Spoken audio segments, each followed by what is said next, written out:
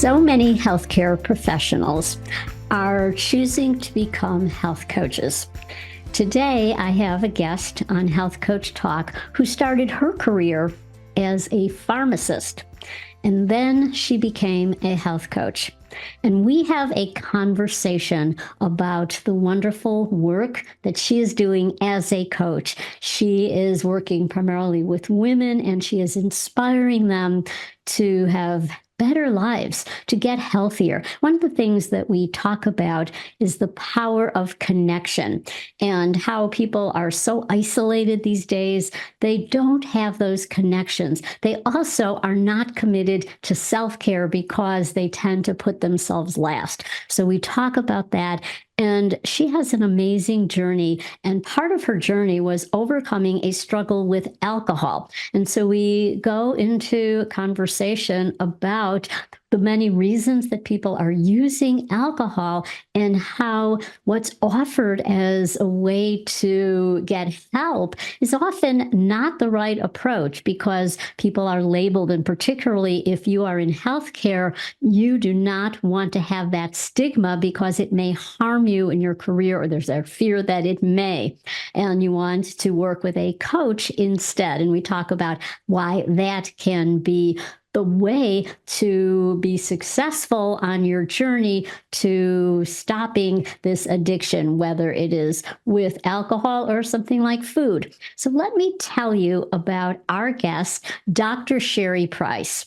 She is a pharmacist. She's a certified life and weight loss coach, and she's the host of Health Habits and Epic Living podcast.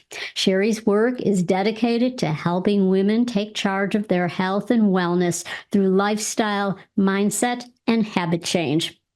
Through her multiple empowerment-based coaching programs and podcast, Dr. Price has helped thousands of women up-level their mindset, break bad habits, and revitalize their energy through food, fitness, and healthy relationships so they can live as their most epic version of themselves.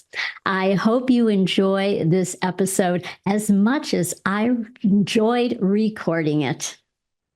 Welcome, Sherry. I'm so excited to have you on the podcast.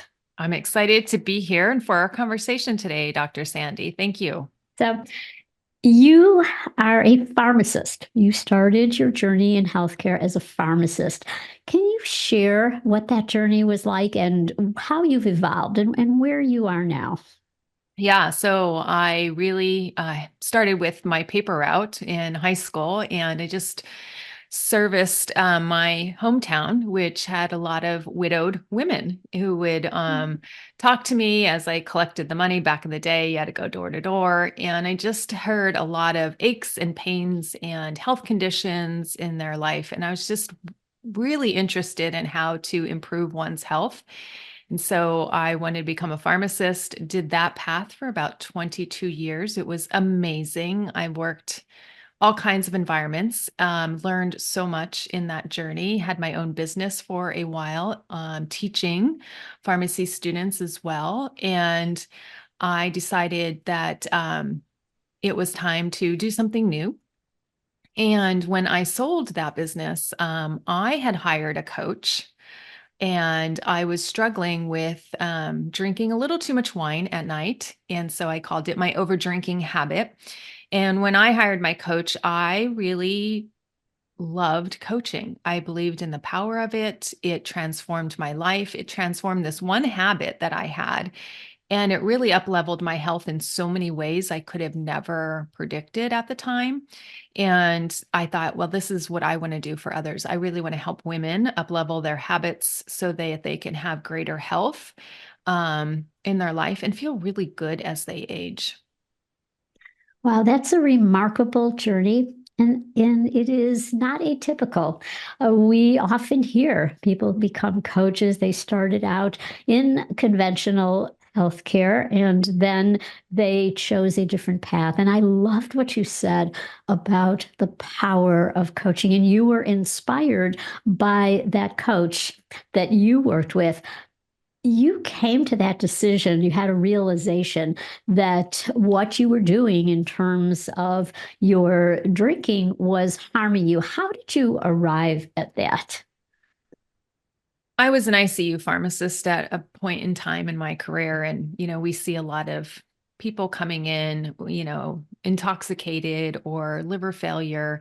So I knew that this minor habit, as I'd call it, wasn't helping me. I knew that I'd wake up the next day not feeling optimal. My energy was low. I'd have forgetful moments. I wouldn't remember parts of conversation. And then there were some nights where I just really overdid it and would just blank out or pass out and just go to bed. And I just didn't really enjoy being this health care person, but having this secret that, oh, I really couldn't control or handle my alcohol. It was never to the point that, it led to drunk driving or any of that, but it was still this like, I know better. I know where this train is going if I don't get off this train or slow this train. And then the traditional paths for recovery just weren't attractive to me for various reasons. Being a pharmacist, if I did a 12-step program, I felt it wasn't completely anonymous. I felt that if I sought professional care from mental health experts in the addiction field, that would go on my medical record, and then that could be further discovered if I was to seek employment as a pharmacist. And so I just had all these ways that I felt the traditional ways to help myself weren't ideal for the reputation and for my career. And you don't want to spend all this time in residency training and all these years and all this money getting this degree only to have it washed away by, this black mark. So when I had a coach that everything was confidential, everything was private, everything was done over Zoom in the comforts of my home and her home, it just felt like an option where I could be myself, let the secrets out, really get and understand what was at the root of the drinking, and then start that healing process. Just made it so attractive to me. And that I didn't have to carry around this on my medical record, or I didn't have to live with this sin or this black ball or whatever you wanted to look at this past. I could just overcome. And that to me was the what I was searching for. And I actually didn't know until I went to Google and started to research what are other ways that you can take care of this that were really private, because I'm a very private person at the time and I didn't want to be open about this. Now I am, but back then I didn't want to be. And so that was a lovely avenue for me to overcome this challenge. What a strong endorsement for the power of coaching, health coaching. I really resonated with that because my addiction was not to alcohol. In fact, I don't have the enzyme that breaks down alcohol. I learned that on a genetic test. Yeah. But I had a propensity to binge on sugar, learned that also in terms of my genomic testing. So it was very easy to become addicted to highly processed sugary snacks. And I would binge on those all day long. And I also did it in secret. I think many women do binge in secret, whether it's their wine or their food at night, for example, eating out of awareness. And it is a lot more than emotional eating. But you are so right that the mental health community is quick to diagnose as a disorder. And now you have that label. And in my case, no, I didn't have an eating disorder. The processed food had hijacked my brain. And I was nutrient deprived. And at the time, I wasn't exercising or meditating. And so it was this vicious cycle. And so if I had a health coach, and this was many years before health coaching was even a thing, it wasn't invented in the late 60s, 70s, where I'm talking about having those issues. But a health coach would have guided me to change my lifestyle. And as a result, my executive functioning would have improved, my brain health. And as a result, I would have made better decisions regarding food choices and gotten rid of that addiction to sugar. And so I love what you're saying about that connection. And also that we know that physicians in particular, or pharmacists, anyone who's a licensed professional realizes that their license could be in jeopardy, especially if they're on a medical staff. And so they don't want to check that box for their renewal that they have these issues. A coach is a safe conversation. It is a safe space, and it is normalizing. It's focusing on your strengths, building resiliency. So I just love that. Yeah, and it's really unfortunate. The people that are so caring, like the medical profession as a whole, right? Law enforcement, some other professions that I've helped as well. If they get this black ball, it just can ruin everything that they've built, this career, this fantastic career that they've built. And so having a safe place where they don't have those repercussions, like you said, where they could get their license or their reputation in jeopardy is really important, because otherwise we feel like we suffer in silence, and that there's no way we can get help. And we want help. Oftentimes we want help. We just don't know the path to get it.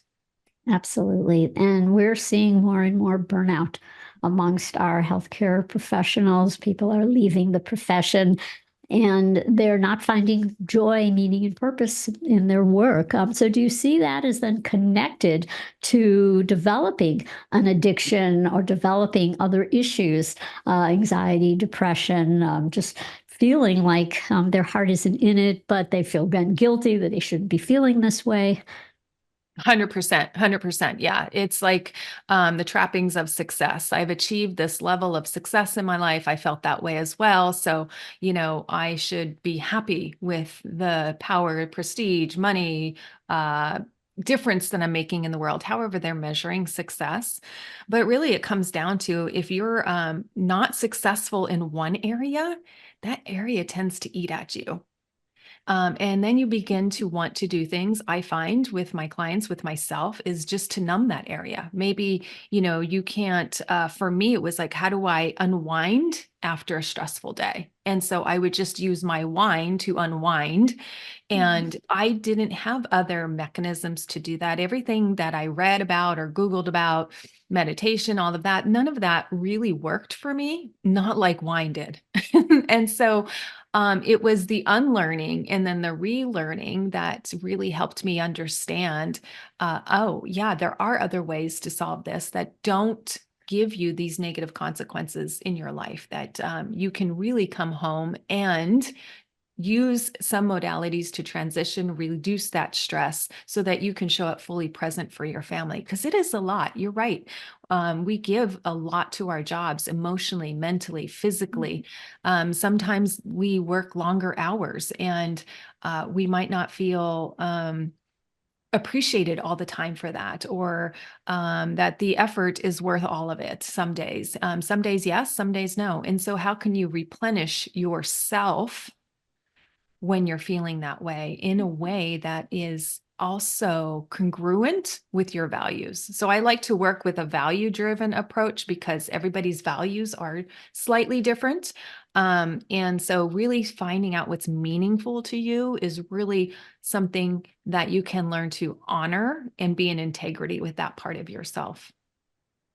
Share an example. What would that look like to be value based when you're working with a client? And perhaps what have you noticed in your own life to shift from using wine to developing better health habits? Yes, I love that question so much. So thank you for asking. What I find for a lot of people I work with, and myself, we value health. We value health so much, right? We're thinking about it a lot. We're helping others with their health. But when it comes to our own health, it often goes on the back burner, right? We're trying to keep up with the literature. We're trying to help, impress upon others how to up level their health. But we can feel at odds with our own health, because if we're not keeping that top of mind for ourselves, we might think of things such as what gets in the way of taking care of your health. So a lot of times I'll hear from busy professionals is, I just don't have enough time. There's so much competing for my time. I'm just so tired at the end of the day. I just want something quick and easy, and that will work.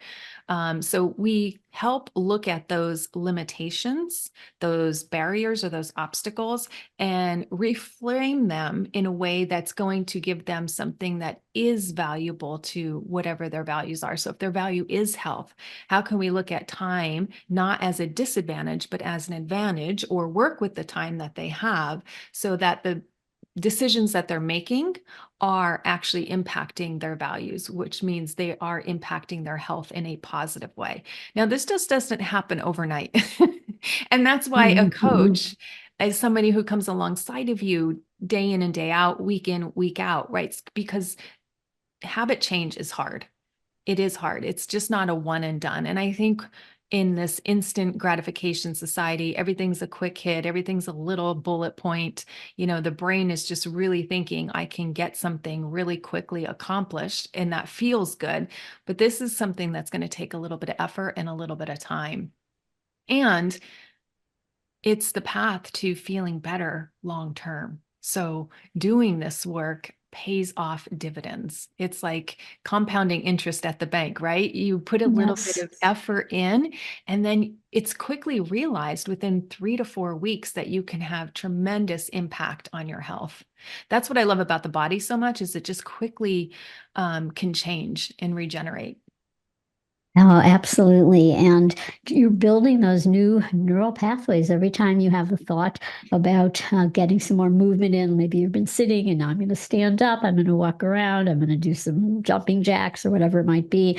And every time you do that and you have that thought, then you're creating a new neural pathway. And I used to describe that as like shoveling snow, where the first pass, and you wouldn't relate to this because you're in San Diego, but for us Chicagoans who've shoveled a lot of snow, the first attempt, it's like it's barely a path, and then you go again and again, and pretty soon now that now you see the concrete underneath. Now you've made that happen, but you got to keep doing it, and so that's the process. What I hear a lot, I just heard this on a podcast the other day, and that is they were talking and well-meaning about the importance of, let's say, exercise. And they said, well, if it's like brushing your teeth, which I totally agree, and that's how I approach it.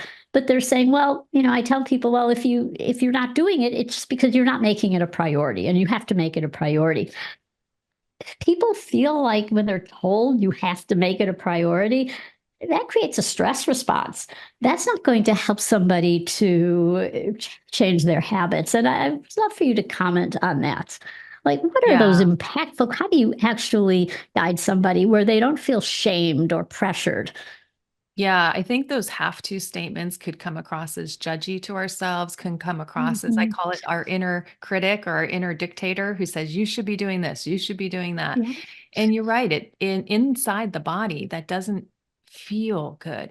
And there's such a beautiful other way that we can use language, use emotion to build us up, use our brain power to build us up rather than tear us down. So I get to one of the ones I've been working on recently to make myself fall in love with the process of getting healthy, getting in shape, and going to the gym is, back in the day, I used to just think the people that went to the gym, didn't have real lives, real jobs. And so I noticed recently that that's a limiting belief for me. And it makes it an us versus them kind of feeling. So now when I walk into the gym, I say, oh, I belong here. Oh, these are my people. Oh, I can learn this new machine, or I can try this new class. Because sometimes when you enter into something new, you can feel like it's an us versus them, or you don't belong, or you don't know how the techniques or how this class is going to go, or how to use this machine. And so now I just invite myself into, like, oh, this is part of the journey of belonging here. We just learn this and can do this with others.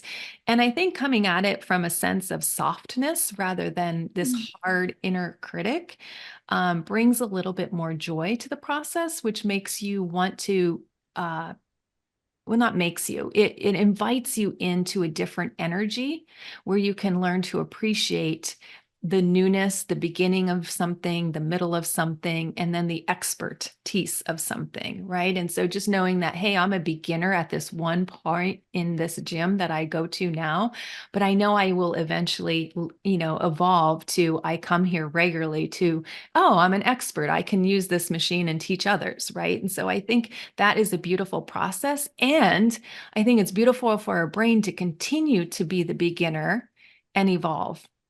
So always trying new things, or not always, but routinely trying new things as we age, I think will keep us more young, more agile, more happy, more full of joy, more compassionate, and be softer with ourselves than this, I have to go to the gym or I should make this a priority feeling. This is profound. You have just stated the basics of cognitive behavior therapy. And I had trained with one of the fathers of CBT, Dr. Albert Ellis, and this is what the mindset that we want to have. And it's a great way of praising it. It's softness as opposed to hardness. It's not, I'm going to make myself, I ought to, I should. And then placing those demands create a stress response. Whereas softness, even, when I guide people through a relaxation response, it's softening. You allow your muscles to soften. You allow your body to sink into the surface below you. And but you're using those kinds of words. And I loved what you said about I belong here. Because at the end of the day, it is about belonging. Those who've studied what makes life worth living, the importance of community. And so I see it all the time in a gym where people are entering and they don't feel like they belong, especially in that weight room. They're intimidated. And once they have some guidance, and it could be just starting very slow, maybe there's a TRX in the weight room, which many gyms have now, which is not going to be as intimidating if you're working with a trainer and you learn how to do it. And after a while, okay, now you can venture and maybe try a machine, and maybe there's a second or a third and so forth that you become comfortable with. So, but I think it's so much more than just the process of going to the gym and working out. It's the people, it's the community. You start conversations. And so it is that. And I think that so many women, especially, are feeling disconnected, and they may be working remotely. They are often working two jobs. They're involved with childcare, and they have lost that community of friends or just people who have like-minded interests in getting together. So I wonder if you could comment if you see that, and then how, as a coach, you can help people to feel connected more. Yes, that's why I do one-on-one coaching, but I often invite people to join the group coaching because I feel when you're in community and you hear another woman struggling with something that you are struggling with, it just really breaks down some of that barriers, breaks down some of that shame, breaks down some of that loneliness, breaks down that like, oh, it's not just me, right? And so I love group things because I do believe it humanizes us and allows for us to see ourselves in somebody else. And really, that can reduce so much shame and so much aggravation, sadness, disappointment. So when I go to the gym, I just really light up when somebody says my name. It's just, or they just wave to me. Maybe we don't know each other's names yet, but we like do a little nod or a wink or a smile or a little wave. And I try to get to know somebody's name. And so when I see them, I'll say, hey, Lisa, or just a little hi. And oftentimes, that feeling of somebody just knowing my name or giving me a nod or a smile won't last just for a couple of seconds. Like I'm thinking about it as I'm pumping out my sets, as I'm doing those squats. I'm like, wow, it just feels so good that I belong here, right? Somebody knows me. So if you're going to the gym and you're new, and you want connection, just invite that in with a smile, a wink, a nod, get to know somebody's first name and just greet them. And it lights you up too when you greet that person. So I think there's just a little bit of effort that we can make that would make us feel less lonely, less isolated. Because look, we've become toxically independent as a culture. We can do Yes. all the groceries by ourselves. We can raise our kids, like we want to hire the people to help us, right? But are we truly connecting with people, getting to know them? And I think when those connections are made, then we open ourselves up to like more meaningful conversations, more meaningful interactions, more meaningful ways that we can say, oh, I can learn from you and you can learn from me. And I think that's the joy and beauty in life. 1,000%. There are so many things to unpack here because I think our isolation has increased. And the more we are working from home, but we're also shopping from home. We don't go to Yeah. the stores anymore. We don't go into town and you see the local grocer, or you go into a shop and you try on some clothes and you know the owner or the salesperson. You have a relationship. And those are what Dr. Barbara Fredrickson, who's a positive psychology researcher, has said, these like little micro bursts of connection. So there could be complete strangers, but you have an encounter with them, you smile at each other. And at the gym, it's a perfect example. You keep going, you get to know people there. Before we aired the podcast, or before we started recording, we were talking about my ballet class because I had just posted on social media a picture in my ballet class, and I take it two different places. One's a professional studio, there's a class for people over 50, and one is in my local gym. Both places, people have become really close. This class at the gym, we know everybody's name. When somebody was moving out of town, we had a little lunch for her. Other people have hosted in their gardens after class, and it is incredible the connection that occurs. And so it becomes social, and that feeds our soul. But it's so good physically, emotionally to have that connection. And one of the benefits you get by going to a gym, taking classes there, or just even getting, just striking up conversations with people. And And the that, more, yeah, and that's what they say, like connection is the antidote to addiction, right? yes, Addiction is something that we often do in silence, in secret. We don't yeah. let anybody really know how bad it is or how much we don't like this habit. And so connection, right?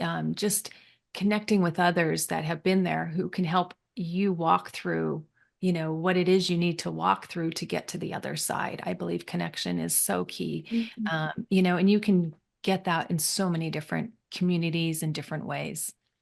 If somebody is, let's say someone you're working with is not feeling connected, Mm. how would you provide support for them? Any Yeah. suggestions, anything in the past that's worked?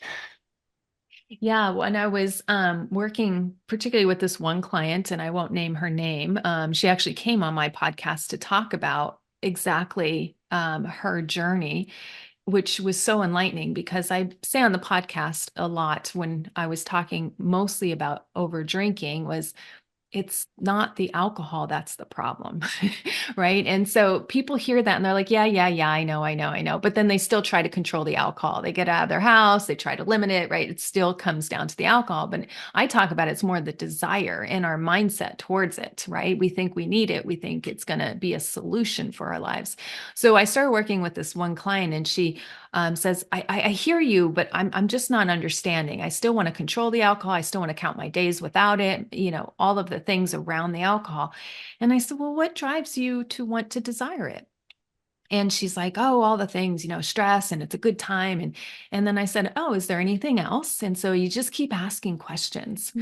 And the basic stuff comes up, but really the deep stuff usually comes up in the third or fourth round of questions, right? And what bothering you, or what else is coming up, and when else do you desire alcohol, or when other times do you drink? I get the fun part, but we want to keep fun in your life, like really what's bothering or troubling you. And she's like, all right, it's my husband. We don't have this amazing relationship that I want. And here's what I get annoyed about. He's home all the time. He's doing this. He's doing this. He's in my space, la, la, la. Since COVID, I just don't know. And some days I love him and some days I don't. And so we really uncovered that relationship. And then I said, well, how does he feel about the relationship? He goes, oh, he thinks it's fine. He tells me every day he loves me. It's great. He brings me coffee in the morning. He's just a gem. But, I think he's lying. So we worked on that for a little bit of time.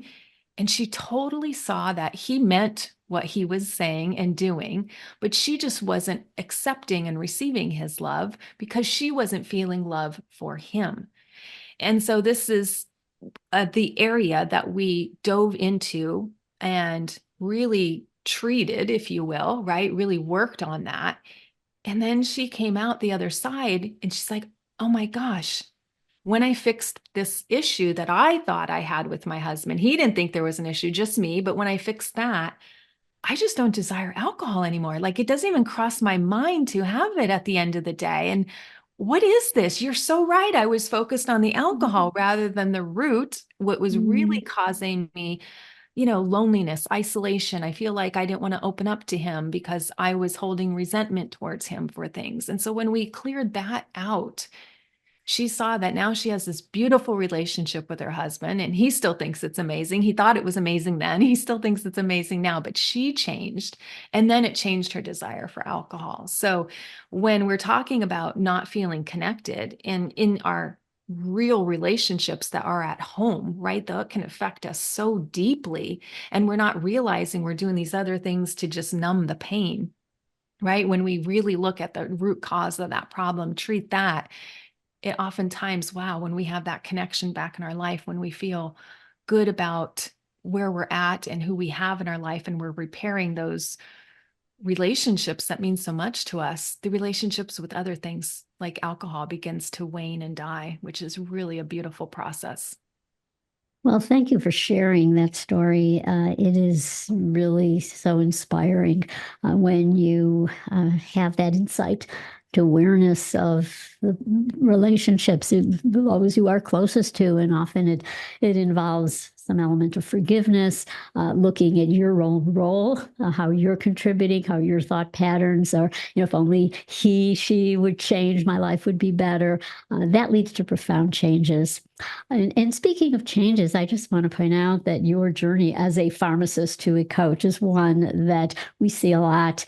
Pharmacists have a crucial role, and many people see their pharmacist more often than they see their doctor. And people who are pharmacists can learn to become coaches as well, and sometimes blending the professions or making that transition as you did. So this has been a wonderful, wonderful conversation, Sherry. Where can people find you?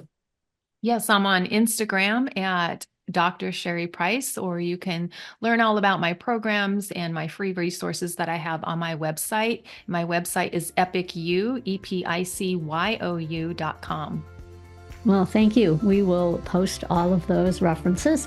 It has been a delight. Thank you so much for coming on Health Coach Talk. My pleasure, Dr. Sandi. Thank you.